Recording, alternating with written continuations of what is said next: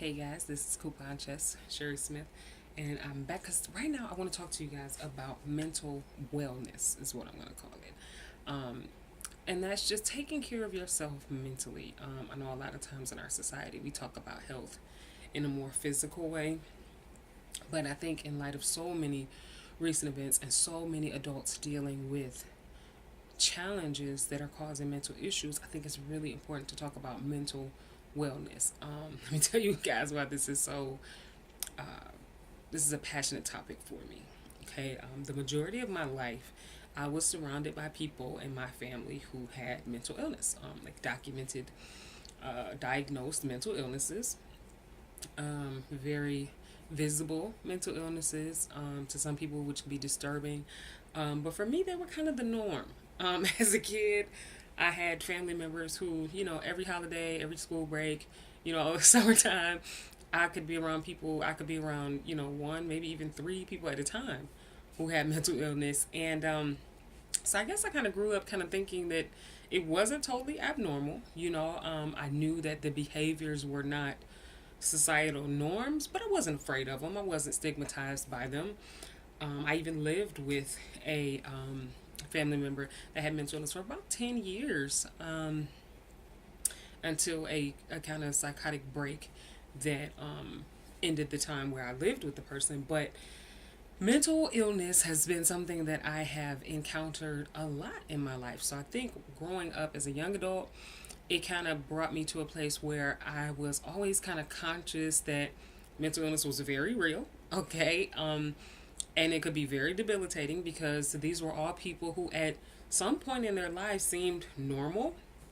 Were able to work jobs, have families, do different things like normal people, society would say. And then something happened. Something happened where they did not behave like everyone else anymore, where there might have been hallucinations or things that weren't necessarily reality or beliefs that weren't real, that only existed within them, that led them into different types of mental crisis. So what I knew was that based on these people, I mean, some of these people had been educated, had very good jobs. These were not, these weren't people who, had to use drugs or anything.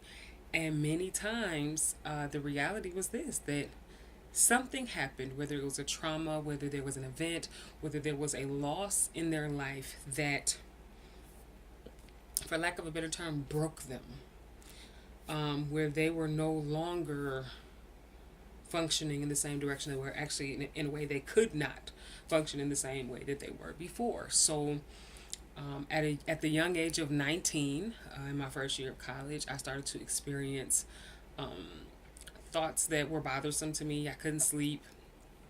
My studies were not going the way I had hoped. And so I started to deal with a lot of feelings of shame, embarrassment, kind of not wanting anyone in my family to know that I wasn't doing as well as I felt like I should have been doing, because I went from pretty much carrying all A's in high school to going to a college where I got I got brought down to size, I guess, if you will. So I wasn't at the top of the class anymore. I wasn't getting the grades I wanted to get anymore, and I was far from home, and I did not understand how to deal with stuff like that. So I started seeing a campus counselor at the school that I attended.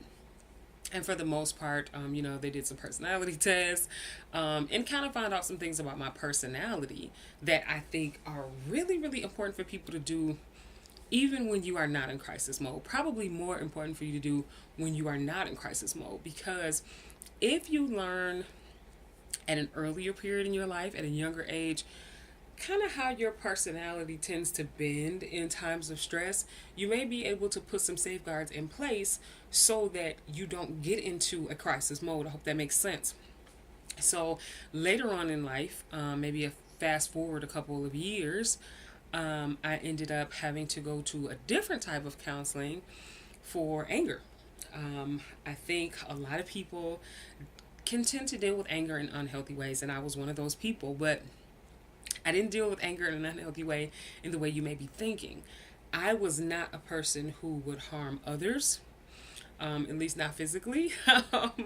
Verbally, that might have been something different, but I was not the type of person who would directly harm others. I would do what I like to call imploded. So I would be angry and upset and stressed, and I would get myself to a point where physically I was sickening myself. Like, whether it be high blood pressure, whether it be, anxiety and panic attacks because of internalizing this anger and some unresolved emotions back from things that happened years and years before that I had just kind of held on to.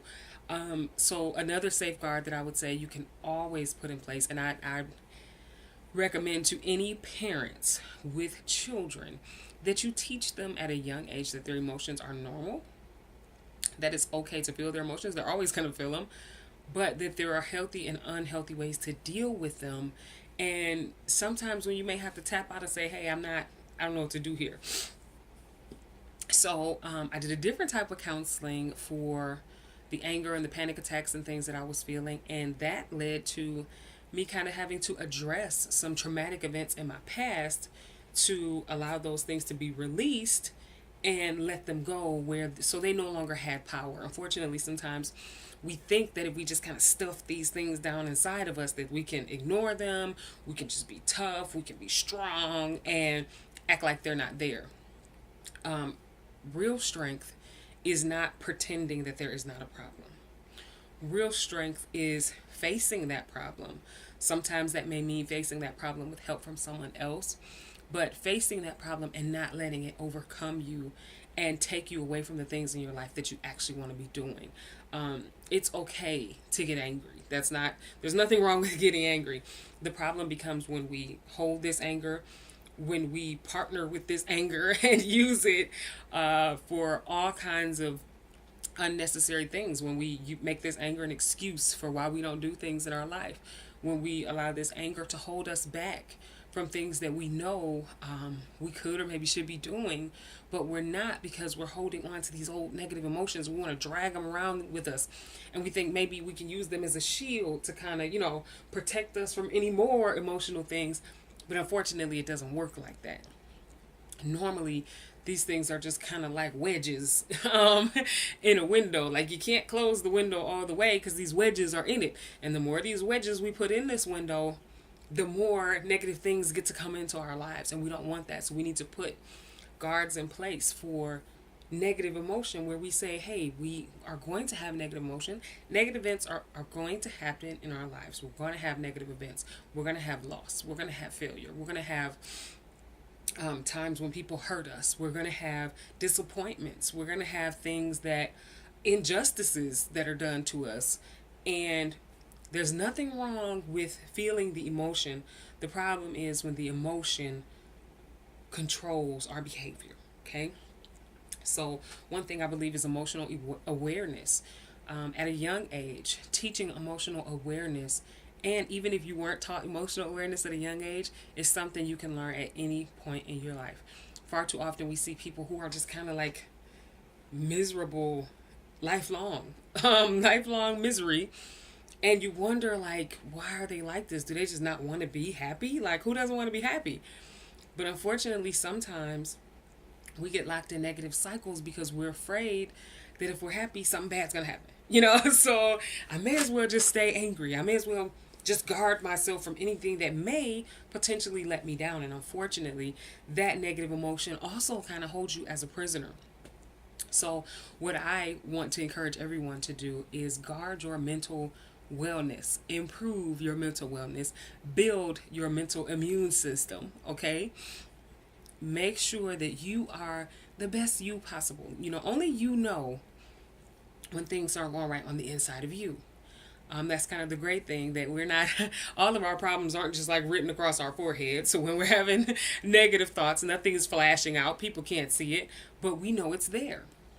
So some ways that I think are really, really great and that I've practiced in my own life to kind of help build mental wellness, even after traumatic things, even after, negative things happen.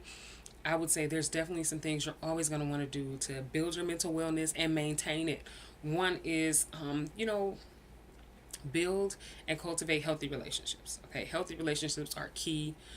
I believe a major healing factor to most people is when you have healthy, strong, supportive relationships in your life, whether those be marriage relationships, family relationships, strong friendship bonds that you have, sisterhoods and brotherhoods with people who care for you genuinely, and that you know genuinely that you can come to and that you can be yourself, and be comfortable letting those people know when you don't feel like yourself, or people who may notice you not being yourself and say, hey, what's going on, because you're different, you seem more agitated, hey, you're not doing the things you usually enjoy doing, what's going on, talk to me. Because many times negative emotions tend to kind of spiral out of control because we bottle them up and we try to hide them. So nobody is allowed to get in and help us and say, hey, this let's talk about this, let's deal with this, let's find out what's going on. So you want to nurture positive relationships, which would also mean ending negative ones. If you are in relationships involving abuse, if you are in relationships involving manipulation, violence, please do whatever you can to get out of those relationships. If you're in relationships where people are just constantly encouraging you to do the wrong things, are constantly bringing out the worst in you, are constantly belittling you, putting you down, mocking and making fun of you, you may need to draw some lines in the sand and say, hey, this isn't the type of relationship that's going to be best for me. So you want to cut off any negative relationships. Another thing you want to do is practice self-awareness. It's okay to take some time and just kind of take stock of where you are, where your head is, where your moods are. Even if you spend a month doing like a mood journal every day of the month. I know women who sometimes forget that our monthly friend can really have a major impact on our mood and our feelings. So sometimes if we're aware of that and we're practicing self-awareness and we know, okay, well, these certain days I usually feel like this, so here's some things that I can interject to help kind of mitigate that so it doesn't get out of hand. Or here's some things that maybe I can talk to somebody about and see if they got some suggestions on some positive things that I can do. Another thing is gratefulness. I can't say enough for me. One of the biggest things that has helped me keep my sanity throughout a whole lot of stressful things in life, from being a single mom to being a stay-at-home mom to being an entrepreneur, to having all kinds of financial challenges, to coping with the loss of my dad and burying him, and just dealing with the grief after that. I would say you definitely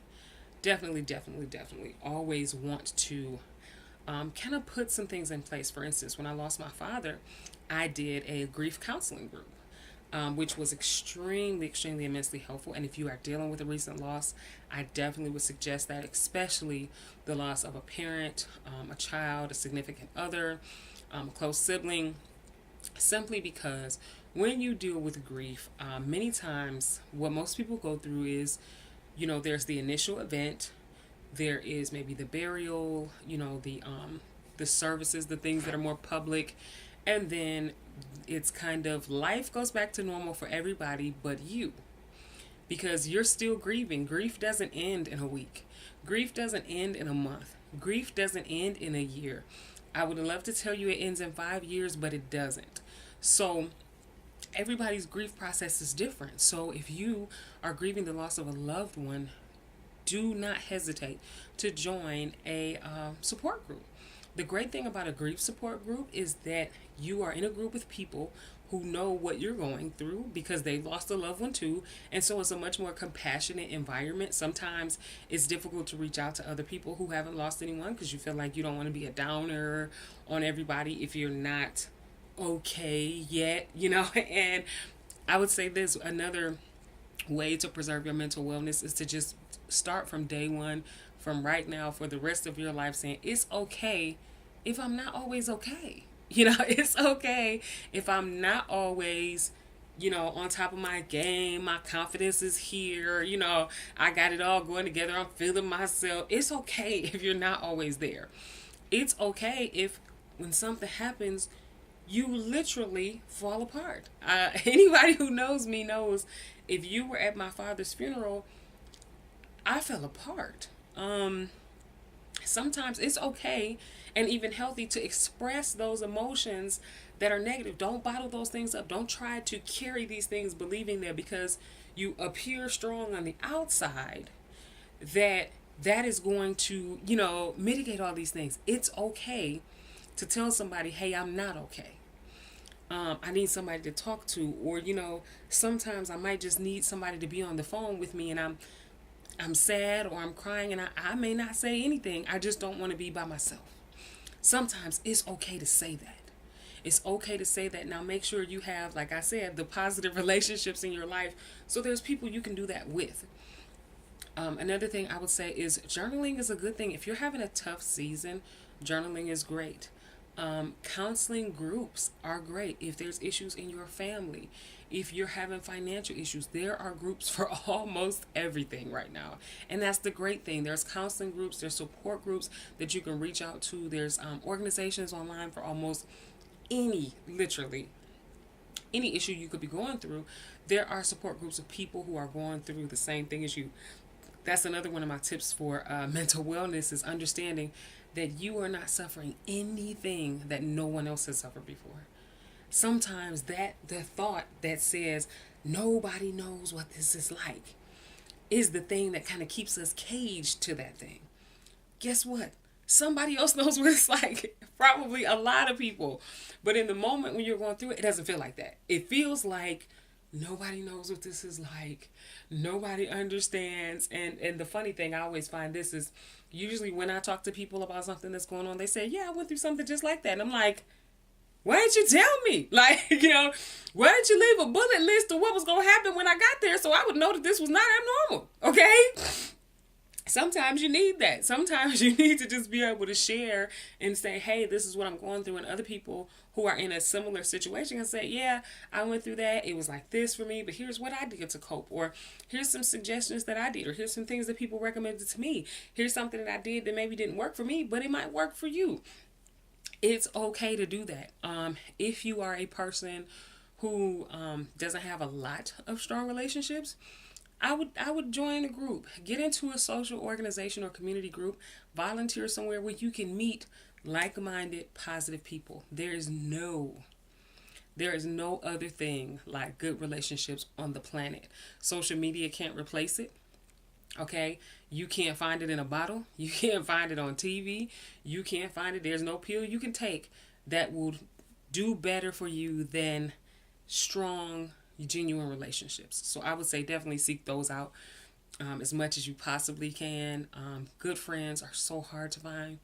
And if you have them, cultivate those relationships. Another thing I would say is I definitely think there's a time and a place for personality testing and kind of finding out the different things about your personality, your strengths and weaknesses emotionally and mentally, the way you process things, because sometimes different people process things different ways. Two different people can go through the loss of a loved one and their situation looks totally different. So just because you're in a situation other people have been in doesn't mean you have to handle it the same way they did, but it's good to know sometimes different patterns you have. If you looked back over your life at different situations or hard times in your life, how did you respond? What did you do? Did it work or did it not? Did you like, the results of the way you responded? If not, why not? Look into some of those things. And sometimes you can get some insight into, what do I need to do to keep me from getting, overly worked up in a situation, or to keep me from shutting down where, I don't even want to deal with a situation or I want to avoid it. There's so many different things right now that you can do if mental wellness is something that's important to you. I value my mental wellness. You guys know, if you follow me anywhere, one thing that I do to help mitigate stress, anxiety, burnout, all of that, is that I do neuroptimal neurofeedback brain training. Which is really good at helping your brain get out of the kind of the negative response pattern to just kind of negative emotional spirals. So I do that, especially if you're having issues sleeping. It's very good with helping with that.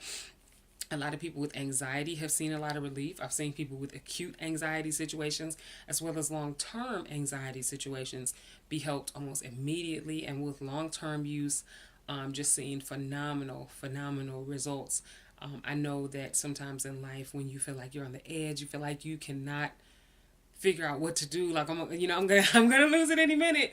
Sometimes it's important to prioritize. One thing I do is I prioritize my mental wellness right now. So every week there is a period of time that I spend doing things that are great for my mental wellness. One of those things, as a parent, okay, I'm a parent of two small kids. One of the things that I do every week is I have some time to myself and I eat a snack by myself. Okay, why do I do that? Because most of the time, if I'm with my kids, I'm not gonna be able to eat the snack by myself. So sometimes I'll just take some time to just be me, where I don't have to be mom, I don't have to be daughter, I don't have to be an employee or entrepreneur. I can just be myself, and I can just enjoy things that I enjoy. Do things you enjoy. That's another tip. Don't spend all your time doing things for others, because I promise you, at some point in your life, you're going to regret that. And then the negative response you're going to have is going to go outward. Whereas when you invest your time inward into building yourself, into nourishing yourself, into nurturing yourself, your returns are so amazing. The returns are so amazing because you can be a better friend, you can be a better parent, you can be a better volunteer, you can be a better employee, you can be a better business owner because you've invested in the foundation. Because here's the thing, if you don't work, nothing you do works. So you have to make sure that you work. So prioritize your mental wellness. Prioritize taking time to make sure that you are okay and doing things that help you be okay. Another thing I do is I laugh every day. Hard, loud. I laugh every single day. I enjoy it. I love laughing. You guys know my sense of humor is crazy, so I love to laugh. I'll find funny things to look at. I'll have a playlist of funny videos I like to watch. Sometimes if I get down about something, I'll pop on I'll pop on a couple videos that'll have me cracking up, and then I'm, okay, you know what? Now I can reevaluate the situation. So it's okay to have, some things on deck that help you to calm down, to get into a better headspace than you would be. And I think that's major. And of course, you guys know exercise, nutrition, and getting sleep, okay? Sleep is so important. I mean, so important. If you are not sleeping, your mental wellness is definitely at stake, okay? You need to rest. You need to sleep. Sleep well, okay? And you need to sleep more than a few hours at a time per night. So definitely try to get some sleep. Try to get on a schedule. Try to help your body to recover from the day-to-day stressors, because that's important. So I said sleep, exercise, and nutrition. I cannot say that enough. Many times, a lot of the things that we struggle with mentally, when we can't focus, when we can't concentrate, many of those things come from dehydration. Many of us aren't drinking enough water. Drink more water. I try to drink a gallon of water every day. Not only does it have my skin glowing, but it also helps me to focus. My mind isn't as foggy. I tend to rest better. I don't tend to be thirsty, of course, but it definitely helps. Being hydrated is a major. Make sure you guys do that. I'm going to try to remember to type all these tips down at the bottom in the description. But yeah, please prioritize your mental wellness. If you are having a struggle that you think is something that you may need professional help with, please do seek that out. If you need to speak to someone about some difficulties you're having mentally, there is the National Suicide Prevention Hotline that you can call at 1-800-273-TALK. Or you can call your healthcare provider to seek out a referral, whether it be for a counselor or for psychiatric help, if that is something that you need or have issues with. But also take care of your physical health, because physical health, not being well, can also damage your mental health. So make sure you take care of yourself. It's okay to take care of yourself. That's not being selfish. Okay, guys, I gotta go. I hope you guys benefited from this video. If you like it, share it. Don't forget to subscribe.